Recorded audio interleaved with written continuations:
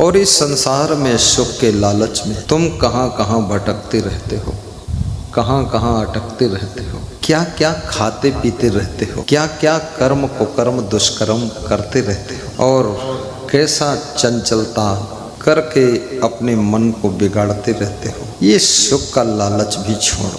सुख स्वरूप तुम्हारी आत्मा ही है। जहाँ जहाँ तुम बाहर सुख ढूंढोगे वहाँ वहाँ तुमको दुख ही मिलेगा, क्योंकि इस आत्म तत्व से बाहर कहीं सुख नहीं है। जब मन विषयों से मुड़कर अपने में आ जाता है, सब चंचलता को तजकर तब स्थिरता को पाता है। ये 5 विषय शब्द, स्पर्श, रूप, रस और गंध। थोड़ा टॉपिक टफ है, आध्यात्मिक है, तत्व ज्ञान की बात है। मैं तत्व ज्ञान की बहुत कम करता हूँ, क्योंकि लोग सोने लग जाते हैं और कुछ लोग ऊब जाते हैं, कुछ लोग उदास हो जाते हैं, तो मैं डर जाता हूँ, तो मैं फिर उसमें चटनी मिला देता हूँ। तो थोड़ी देर में डालूंगा चटनी, लेकिन अभी थोड़ा सा सुन लो, इसको भी जरूरी है समझना ये विषय क्या होते हैं। एक तो जब तुम स्कूल में पढ़ते हो तो वहाँ भी विषय होते हैं, वो विषय अलग है। और जीवन में हर फील्ड में विषय है। लोग कहते हैं आप साइंस से हैं, कि आप एग्रीकल्चर से पढ़ रहे हैं, कि आप हिस्ट्री से पढ़ रहे हैं, लिटरेचर से हैं, कॉमर्स से हैं, किस सब्जेक्ट से पढ़ रहे हैं। विषय को इंग्लिश में सब्जेक्ट कहते हैं, लेकिन ये जो विषय की बात मैं कर रहा हूँ ये आध्यात्मिक चर्चा है। मनुष्य के पास में कुल 10 इंद्रियां हैं। 10 इंद्रियों में 5 ज्ञानेंद्रियां हैं और 5 कर्मेंद्रियां हैं।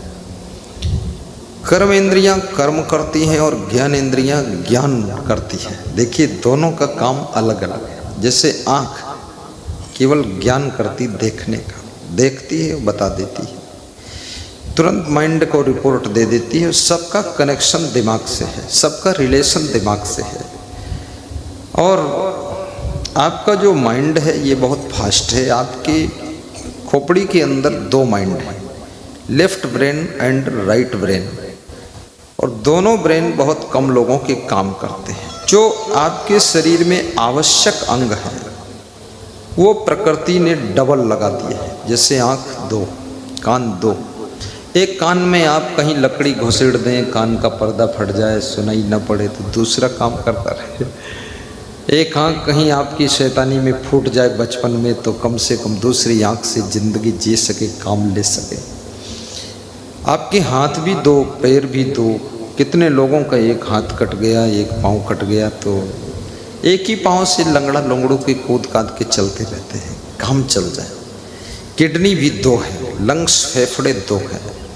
लेकिन कुछ आपकी बॉडी के अंदर ऐसे भी अंग लगे हैं जो बहुत ही ओरिजिनल है, माइक्रो कंपनी के हैं। जैसे हार्ट एक है, और जब से गर्भ में माँ के आते हो और शरीर तैयार होता है तब से हार्ट चलता ही रहता है, वो बंद नहीं होता। आँख तो बंद भी हो जाती है, कान भी सो जाते हो तो रेस्ट थोड़ा कर लेते हैं, लेकिन हार्ट हमेशा पंप देता रहता है। सांस भी चलती, लंग्स काम करते रहते हैं। पेट के अंदर के अंग जो हैं, किडनी और लीवर, ये सब काम करते रहते हैं। इसलिए मनुष्य को कभी भी लंबे समय तक भूखा नहीं रहना चाहिए। श्री कृष्ण भगवान ने भी कहा है, भूखे रहने से आत्म तत्व के रूप में मैं आपके शरीर के भीतर हृदय स्थान में विद्यमान रहता हूँ। आप जब बहुत भूखे रहते हो तो इस अंतरात्मा को दुख होता है, कष्ट होता है, और वो कष्ट परमात्मा को ही होता है। इसलिए हम उनसे खुश नहीं होते हैं जो ज़्यादा शरीर को कष्ट देते हैं। तपस्या शरीर को कष्ट देने का नाम तपस्या नहीं है। तपस्या ये है, किसी ने आपको गाली दिया, आपने सह लिया, ये बहुत बड़ा तप है। क्षमा कर दिया, गम खा लिया, झंझट खत्म हो गया। तप कहते हैं जो व्यक्ति मन, वाणी और तन, ये 3 तप होते हैं।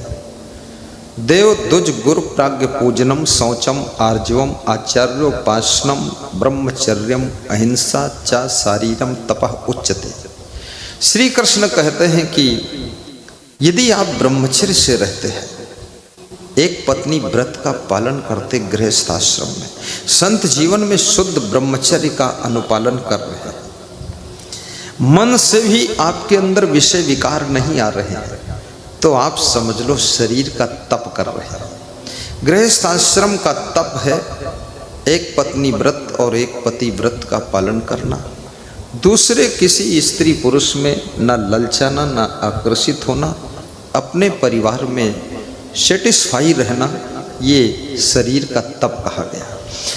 साधु जीवन के लिए तप सबसे बड़ा है, ब्रह्मचर्य तप है। संत के लिए साधना तप है, स्वाध्याय तप है।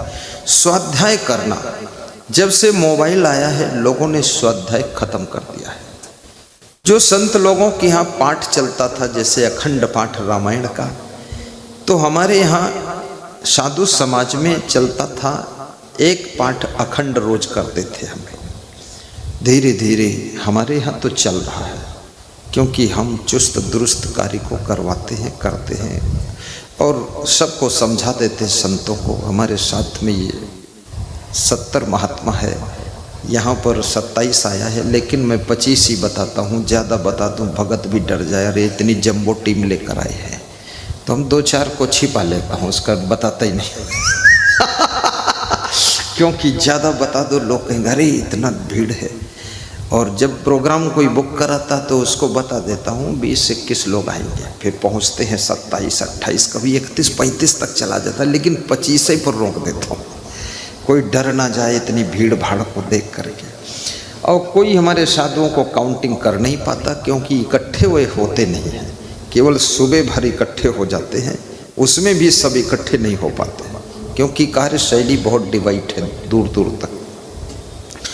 तो ये साधु के लिए स्वाध्याय करना तप है। कबीर का ग्रंथ बीजक, उसका अध्ययन करना। कबीर पंथ में एक महान संत हुए जिनका नाम सदगुरु विशाल देव था, उनका बहुत बड़ा ग्रंथ है। तुलसीदास जैसे वो भी संत, बड़े महाकवि विकट संत हुआ, विशाल देव नाम था उनका। शास्त्र है विशाल बच्चन अमृत, उसका भी स्वाध्याय किया जाता है। रामायण का भी स्वाध्याय करते हैं हम लोग, श्रीमद् भगवत गीता का भी स्वाध्याय करते हैं। धर्मशास्त्रों का स्वाध्याय करना तो संत का परम कर्तव्य ही है, क्योंकि सार सार को गही रहे थोथा दे हटाए। कबीर कहते हैं दुनिया में कहीं भी जाइए सार सार ले लीजिए। कितना ही कोई व्यक्ति खराब हो, लेकिन उसमें भी कोई ना कोई गुण होता है, उसके गुणों को ले लो, अवगुणों को छोड़ दो। कभी कभी शराबी आदमी में शराब पीने का अवगुण तो है, लेकिन उसमें सेवा करने का गुण भी बहुत बड़ा है। तो सेवा गुण के लिए धन्यवाद दे दो, शराब छोड़ने के लिए उसको शुभकामना कर दो कि शराब छोड़िए। आप कम से कम एक बार हिम्मत करके कहो तो कि तुम शराब छोड़ दो, क्योंकि तुम्हारे कहने के शब्दों का असर वो सोचेगा, बात को कभी छोड़ भी सकता है। इसलिए अच्छी बात तो सबको बता देना चाहिए। देव दुज गुरु प्राज्ञ पूजना, देवताओं की पूजा करना। दुज माने होता है ब्राह्मण, और दुज किसको कहते हैं? जिसके 2 जन्म हो। 2 जन्म का अर्थ है शरीर का जन्म तो माता पिता के द्वारा हुआ हो, और ज्ञान का जन्म किसी सद्गुरु के द्वारा, विवेक का जन्म किसी महान गुरु के द्वारा जिसके भीतर हुआ हो, उसको दुज कहते हैं। ऐसे दुज पुरुषों की सेवा करना ये शरीर का तप कहा गया है। बोलिए सद्गुरु भगवान की जय। संस्कार का जन्म, माता पिता बालक के शरीर को जन्म देते हैं। आज मेरे पास एक संत आया और बोला गुरुदेव एक स्कूल खोलो, उसमें संस्कार की भी शिक्षा दिया जाए, और इंग्लिश मीडियम भी हो, हिंदी मीडियम भी हो, और अपने भक्तों के बच्चे बिगड़ रहे हैं, आवासीय स्कूल हो और बड़ा व्यवस्थित और सेटिंग से हो। तो मैंने कहा बेटा एक तो मुझको टाइम नहीं, मैं रोज़ सत्संग में रहता हूँ, और स्कूल चलाना संभालना ये दूर से चलता नहीं है, देखना पड़ता है। तो बोले इतने संत हैं, कोई ना कोई तो गुरुदेव चलाएगा ही। तो हमने कहा देखता हूँ, सोचता हूँ, क्योंकि बच्चे ऐसी पढ़ाई पढ़ रहे हैं कि माता पिता को भूलते चले जा रहे हैं। माता पिता तो याद रखते हैं मेरा बच्चा है। अगर आपका बच्चा संस्कार विहीन है तो जवान होने पर वो बच्चा आपको ना तो माँ कहेगा ना आपको पिताजी कहेगा। उस बच्चे की बुद्धि इतनी बिगड़ जाएगी, पापा तो नहीं कहेगा लेकिन आपको गुस्सा होकर पापी कहेगा। और माँ के सामने भी आंख तरेर कर खड़ा हो जाएगा ऐंठ करके। कभी कभी बाप से अकड़ जाएगा। जिस माँ बाप के शरीर का टुकड़ा है वो माँ बाप के शरीर के टुकड़े टुकड़े करने पर तैयार हो जाएगा। इसलिए संस्कार विहीन पुत्र आपके लिए शत्रु जैसा ही बन जाता है और संस्कारवान पुत्र आपके लिए मित्र जैसा बन जाता है और बाल कृष्ण बन जाता है। बचपन में जैसे भगवान थे ना, ऐसे आपका बेटा भगवान का रूप हो जाता है। इसलिए संस्कार देना बहुत जरूरी है। सबसे पहले तो माता पिता को ही संस्कार प्राप्त करना चाहिए। कितने माता पिता ही संस्कार विहीन है। और जब ईंट का सांचा ही टेढ़ा है तो उसका ईंट का ढांचा कैसे सीधा होगा। माता पिता तो सांचा है और बालक उनका ढांचा है, और सांचा ही टेढ़ा मेढ़ा है तो बालक कैसे सीधा होगा। तो माता पिता को भी संस्कार मिलना चाहिए। ये मेरा बहुत बड़ा क्लास चलता है, ये सत्संग का है, इसमें संस्कार मैं देता हूँ। माता पिता को देता हूँ, 80 साल की दादी को भी संस्कार देता हूँ। जब उम्र 60 के ऊपर होने लग जाए तो थोड़ा सा नॉर्मल होने लग जाइए, ज़्यादा विनम्रता आनी चाहिए। जब उम्र 70 हो जाए तो बोलना भी कम कर दीजिए। और जब उम्र 80 हो जाए तो एक ही काम करिए, पूरे परिवार के लोगों को धन्यवाद दीजिए, काम करने वालों का उत्साह बढ़ा दीजिए और सबको कहिए बस उन्नति करो, भक्ति करो, शांति से जियो, प्रेम की गंगा बहाओ और सबसे मुस्करा कर मिलना शुरू कर दीजिए। अब गुस्सा, चिड़चिड़ापन, नाराजी, झूम झटक सब बंद करिए। अब केवल हंसने का वक्त है। बहुत संसार में तुमने दौड़ लिया, धूप लिया, मेहनत कर लिया, माया की अंधी दौड़ में दौड़ते दौड़ते तुम बूढ़े भी हो गए, कमज़ोर भी हो गए।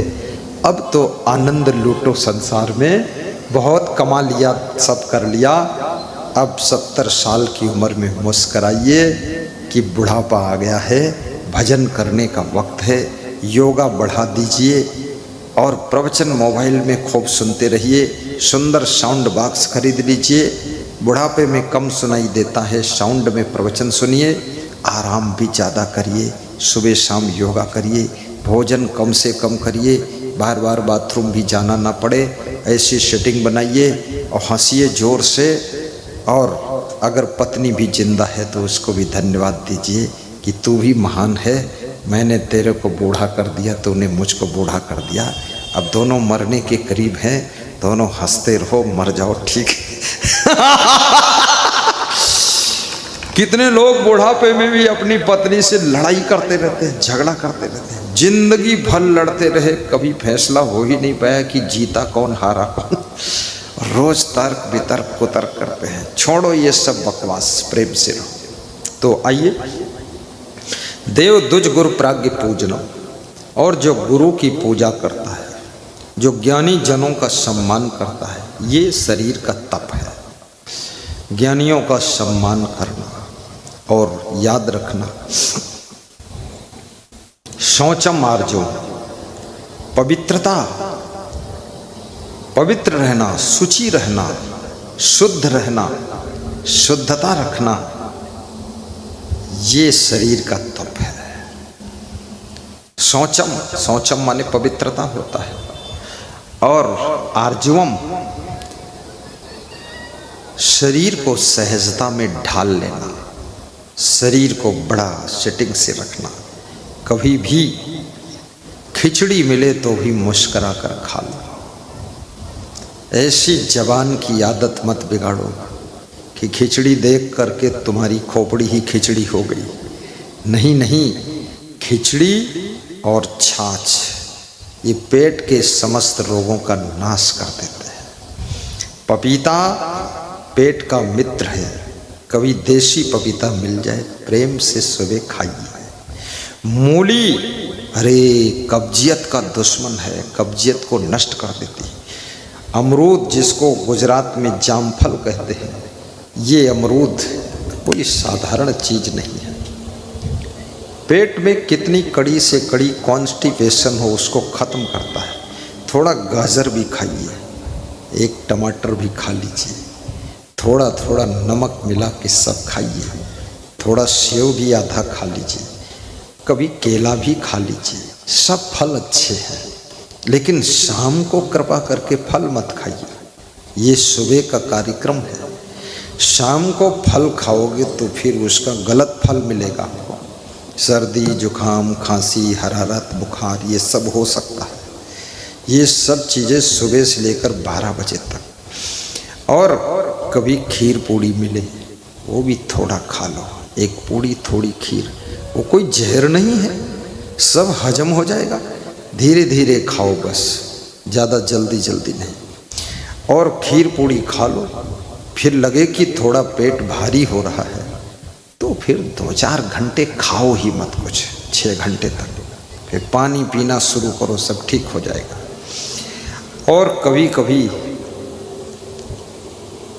हरी सब्जियों का प्रयोग जरूर करिए स्वस्थ रहने के लिए। और हंसना भी शुरू करिए, क्योंकि इस दुनिया को तुमसे बहुत ज़्यादा लेना देना नहीं है।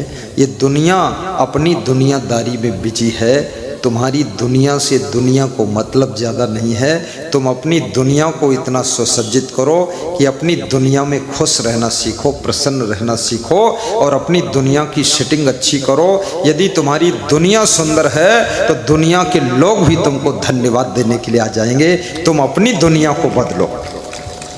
सबका अलग अलग संसार है, सबका अलग अलग जीवन है और सबकी अलग अलग दुनिया है। तुम 4 भाई हो, लेकिन चारों भाइयों की दुनिया अलग अलग चल रही है।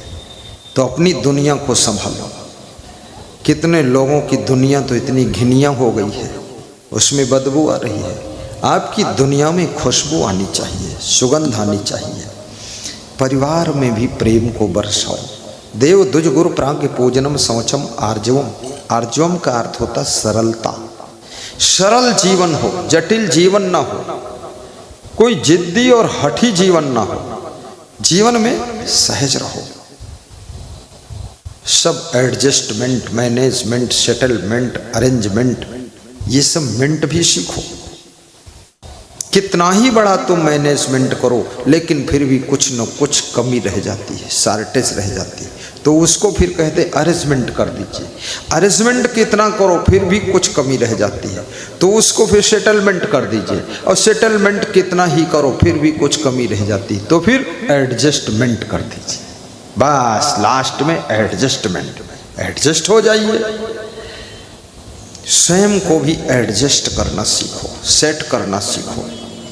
आपके पास में गाड़ियों के सेट हैं, साड़ियों के सेट हैं, आपके पास में जूते चप्पलों के भी सेट हैं, कपड़ों के सेट हैं, पैंट शर्ट साड़ी सलवार के सब सेट हैं, लेकिन आपका दिमाग सेट है कि नहीं सेट है? दिमाग सेट भी होना चाहिए। दुनिया के कितने ही सेट खरीद लो, रख लो, संभाल लो, पहन लो, यूज कर लो, लेकिन अगर दिमाग सेट नहीं है, दुनिया का कोई सेट तुमको सुख शांति नहीं दे सकता है। अगर दिमाग सेट कर लिया है तो हर कंडीशन, पोजीशन, सिचुएशन में आपको सुख शांति खूब मिलेगी। ऐसा सेट रखो दिमाग अपना। जिंदगी को भी सेट करो। कितनी लड़कियां शादी हो गई, 20 साल हो गए, उनके पास सब सेट हैं। बैठने के लिए सोफ़ा सेट, चाय पीने के लिए टी सेट, और सामान रखने के लिए अलमारी सेट, चलने के लिए गाड़ियां सेट, घड़ी बांधने के लिए घड़ियों का सेट, साड़ियों का सेट, लेकिन पति पत्नी दोनों अपसेट, वो सेट हो ही नहीं रहे।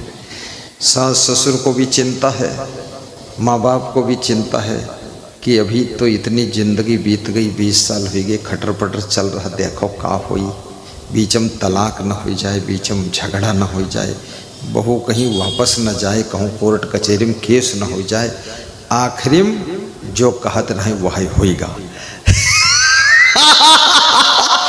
इसलिए थोड़ा सेट भी हो, साधु बनो तो अपने गुरु के पास सेट हो जाओ। तुम किनमिन रोज नाकम बोलत, अरे तुम्हारा कोई न सुधारी भाई, तुम्हारा माँ बाप नहीं भाई गुरु का कोई इतना जिम्मा थोड़े है, उसने ज्ञान दे दिया, आपको रख लिया, यही बहुत शरण देती। अब थोड़ा वहाँ कुछ कमी है तो मेहनत करो, उसको पूरा करो। इतने चेला इकट्ठे हुए हो, गुरु को क्यों परेशान कर रहे हो? और कहीं मूड बदल जाए, 70 चेला एक गुरु पर टूट पड़े तो गुरु क्या दशा होगी?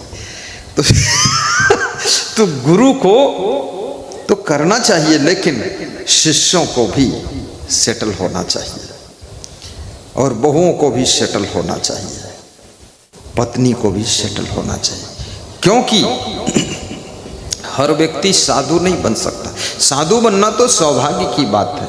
साधु का मतलब क्या है? संसार के विषय भोगों को त्याग करना, ना भोगना, बस सब सुख हो गया। जब जीव फस्यो विषय भव माही,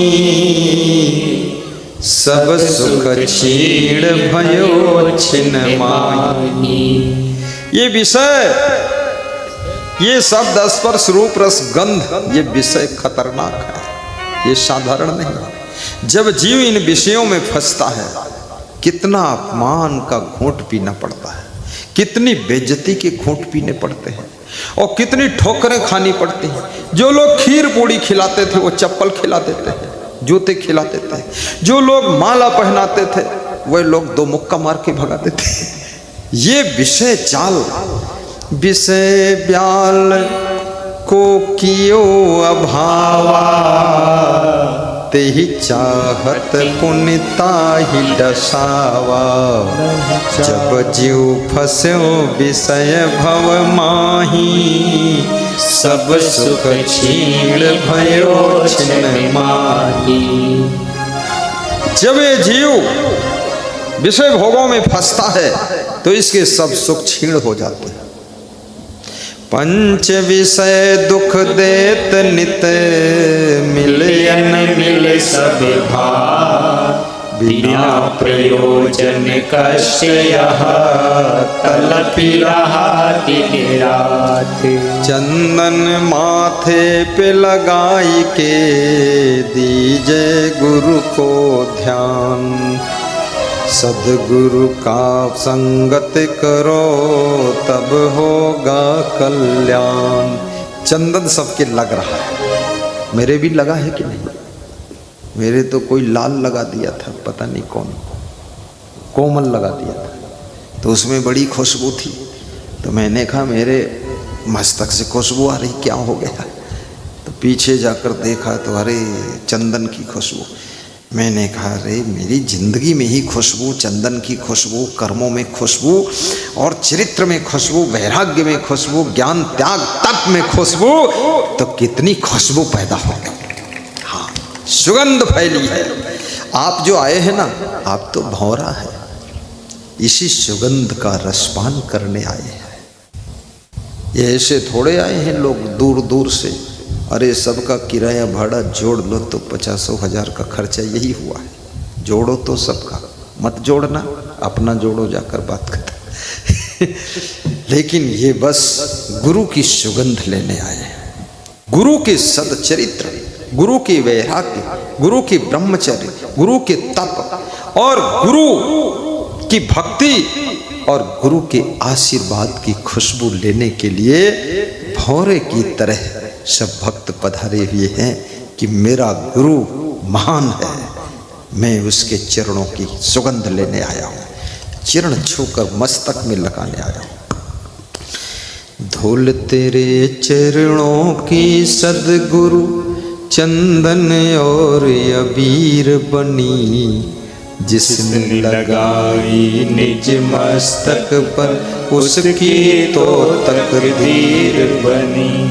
तो ये शरीर का तप निज मस्तक पर बहुत बड़ा तप है। ब्रह्मचर्य महिंसा च शारीरम तपः उच्यते। संत जीवन का ब्रह्मचर्य, यदि पुरुष संत है कभी स्त्री भोग ना करे, स्त्रियों को हाथ से लपटे ना। कितना साधु इतना दुष्ट है, मूर्ख है, कोई स्त्रियों को ऐसे लपट जाता है। अरे दूर से आशीर्वाद दे दे। बुद्धू आदमी साधु का कपड़ा पहने शर्म नहीं आती है, दिमाग फेल करता दूसरे का। और संत महात्मा, सूरज इतनी दूर से प्रकाश देता है और इतनी दूर से सूरज को लोग नमस्कार कर लेते हैं और दुनिया को उजाला मिलता है और सूरज को नमन करते हैं। तो गुरु, महान संत गुरु की महिमा है। माताओं बहनों से दूरी बनाकर उसको रहना चाहिए। माताओं बहनों में उनको छूना, पकड़ना, उनका हाथ छूना, अपना हाथ छुआना। अरे मूर्ख साधु, ये भेष को समझ ले जरा, तेरी दाढ़ी नोच डाली जाएगी। मैं तो इस बात में बहुत बचपन से ही मैं ऐसा ही था। मैं तो कभी गांव में घूमने नहीं जाता था और किसी को छूने भी नहीं देता था। और जब से होश संभाला तो मैं रिश्तेदारों में जाना बंद कर दिया। तो मेरी माता ने कहा तुम्हारे घर को आई, हमने कहा हम घर ही मिटाई देगा, कोई काम की जरूरत है ना, हम घर में रही न घर राखी न कोई काम हुआ, हमारे घर अबे न करो, हम रही आश्रम में है, साधु बनी। तो माता जी कह रहे बहुत त्यागी बनत है। हम बनत नहीं हान तागी, बने के थोड़े बात है, कहीं तुमका देख ले भाई, हम कहें हम तुमका दर्शन दे भाई त्यागी बन के। माता जी दर्शन करती थी, पिताजी दर्शन कर, जौन कहो करे वो है, हम कहें करी वो है। विश्व की नहीं मानूंगा, रहूंगा वैराग्य से, त्याग से रहूंगा, नियम से रहूंगा। लचरा पचरा साधु न बन रहे हो, बकवासी साधु न बने। यूं नहीं साधु बन गए सुट्ट सुट्ट बेड़ी पिए, हम कहे बेड़ी पी। हम तो अरे साधु जब बीड़ी नहीं छोड़ सकत तो इतना बड़ा स्त्री भोग कैसे छोड़ोगे? तो जब बीड़ी में गिर गयो, जब 1 फुट के गड्ढे में गिर गयो तो यू समुद्र कैसे पार करियो? सोचो तो। गांजा भांग अफीम चरस, वही बहुत खुश हैं हिंगा मऊ रायबरेली वाले, खाद बढ़िया गुरु मिलेगा, मजबूत है।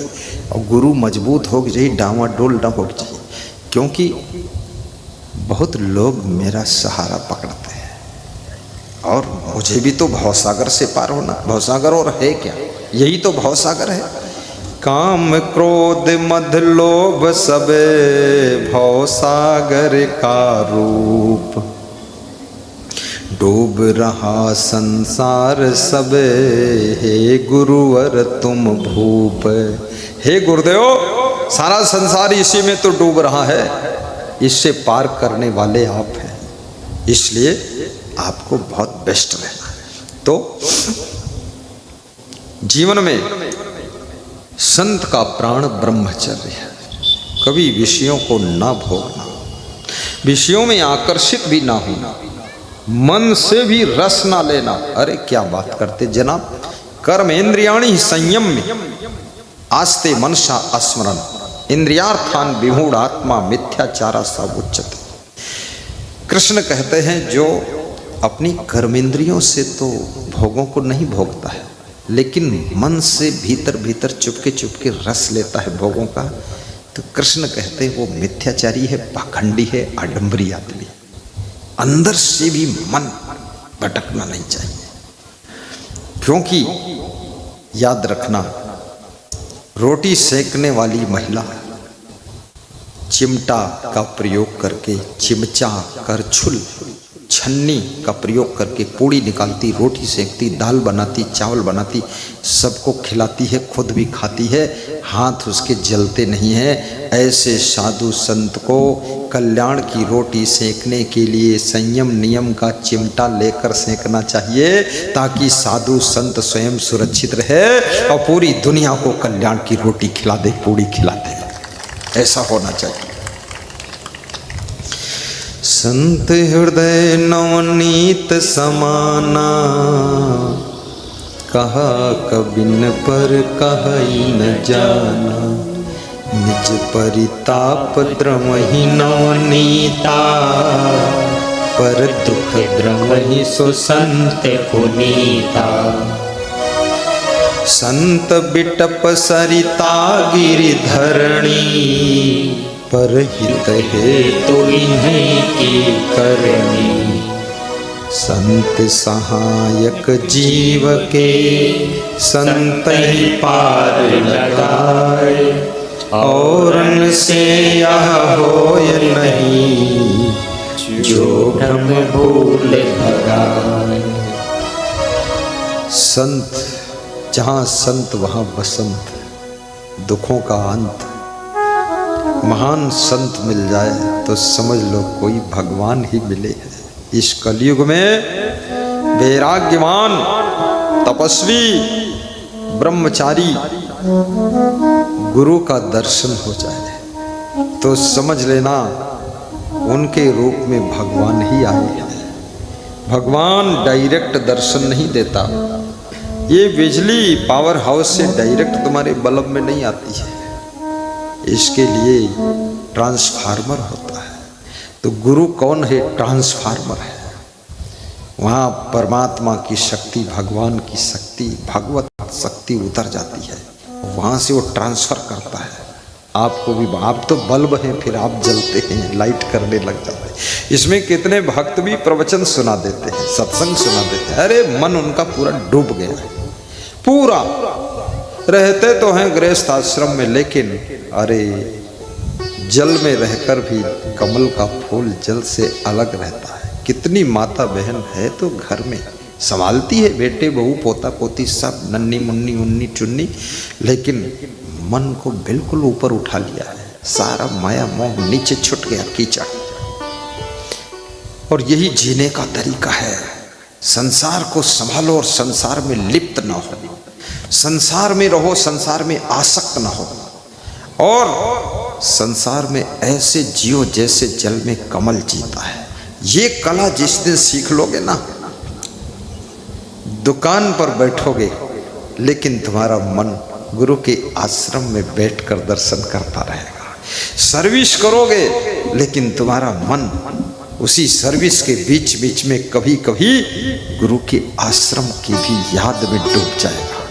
ये कला सीखना है और यही कला सिखाने के लिए आया, ताकि जिंदगी में कला कलेश खत्म हो जाए। और जिसने जीने की कला सीख लिया, याद रखना, जिसने जीने की कला सीख लिया वो व्यक्ति कलह कलेश से मुक्त हो जाता है। जिंदगी सबको मिलती है लेकिन जीने की कला सबको नहीं मिलती है। इसीलिए जिंदगी खटरपटर, सड़क पर गाड़ी सब चल रही लेकिन सबको गाड़ी सही चलाने की कला नहीं है, इसीलिए एक्सीडेंट होता है।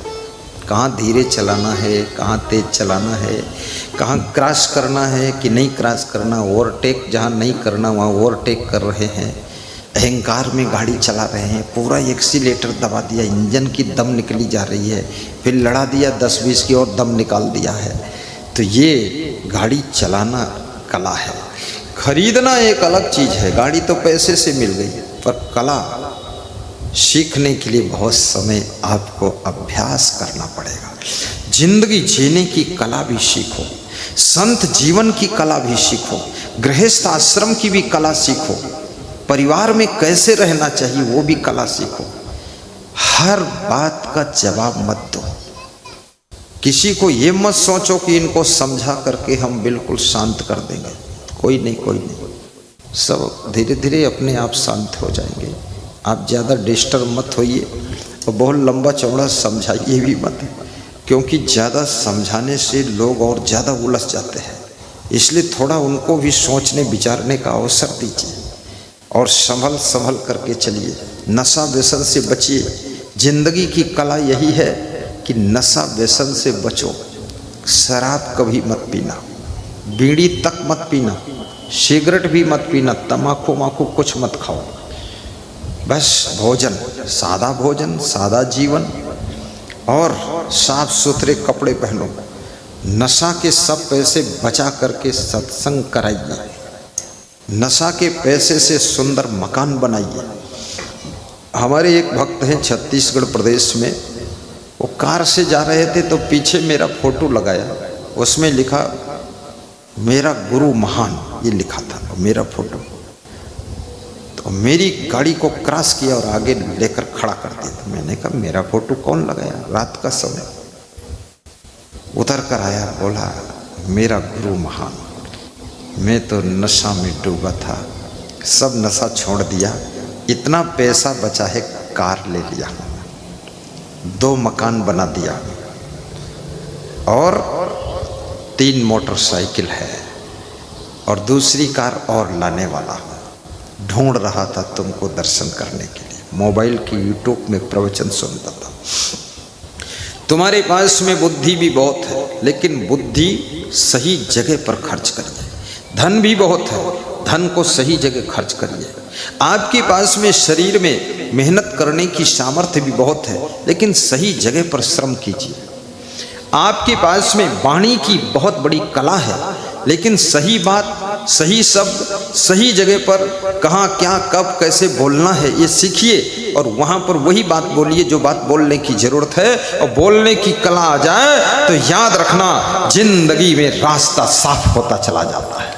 बोलिए सद्गुरु भगवान की जय। लेकिन जब तुम बोलते हो तो उसमें काम, क्रोध, लोभ, मोह, ईर्ष्या, द्वेष, अहंकार भी प्रविष्ट हो जाते हैं, मिक्स हो जाते हैं, वो भी शामिल हो जाते हैं। दूध में मक्खी गिर जाती है, बहुत गड़बड़ काम है। जहां गुस्सा आ गई, वाणी तुरंत बिगड़ जाएगी। जहां अहंकार आ गया, अरे वाणी में झलकने लगेगा, ऐसा घमंड में बोलोगे, दूसरों से बोलोगे क्या समझ रखा है, और समझा खुद कुछ नहीं है, और दूसरों को बता रहे हो क्या समझ रखा। अरे जो तुम हो वही समझ रखा, और क्या समझ रखा है। तुम रावण हो, रावण समझता हो, और क्या समझता है, समझ रखा है। कुछ भी नहीं समझ रखा, जो तुम समझाओगे वही समझ लूंगा। और अगर लालच आ गया तो भी आपकी वाणी डिस्टर्ब होगी, और यदि आपके अंदर ईर्ष्या, द्वेष आ गई तो भी वाणी इधर उधर डगेगी, और यदि आपके अंदर काम वासना आ गई तो भी वाणी लड़खड़ाएगी। ये वाणी आपकी सब चीजें, ये काम, क्रोध, लोभ, मोह, अहंकार से प्रभावित होती है। इनसे भी आपको ऊपर उठना पड़ेगा, नॉर्मल होना पड़ेगा, अपने आप को बिल्कुल निवृत्त करना पड़ेगा। इनमें भी प्रवृत्त मत होइए, ये चीजें बहुत नुकसान करती हैं। पूछ लीजिए वैज्ञानिकों से, कितना वो संयम करते हैं, मन को कितना रोकते हैं, कितना एकाग्र करते हैं। कोई ऐसे थोड़े वैज्ञानिक बन जाता है, चंचल व्यक्ति। जितने लोग महान बने हैं, बड़ी बड़ी ऊंचाइयों को छुए हैं, चाहे दुकान में सफल हुए हों, चाहे बिजनेस में सफल हुए हों, चाहे सर्विस में आगे निकले हों, चाहे राजनीति में टॉप किए हों, और चाहे विज्ञान के क्षेत्र में उन्होंने फर्स्ट स्थान प्राप्त किया हो, या टीचिंग में या वकालत में, वही लोग हैं जिन्होंने अपनी जिंदगी को संयम नियम में बांधा है, वही लोग आगे बढ़े, और कोई आगे नहीं बढ़ता है। संयम नियम में अपने को बांधना सीखो, बड़ा सुख मिले।